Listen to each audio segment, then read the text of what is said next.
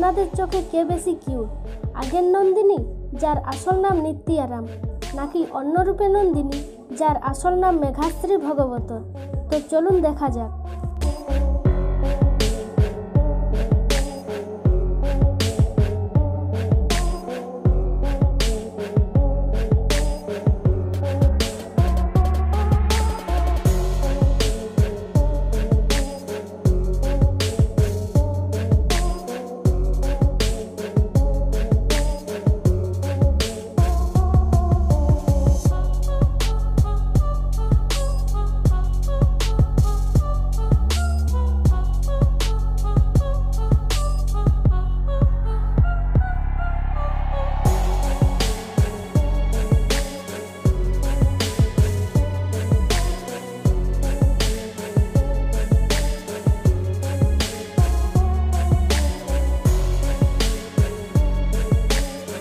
তো বন্ধুরা, কোন নন্দিনী বেশি কিউট তা কমেন্ট বক্সে আমাকে লিখে জানাতে ভুলবেন না।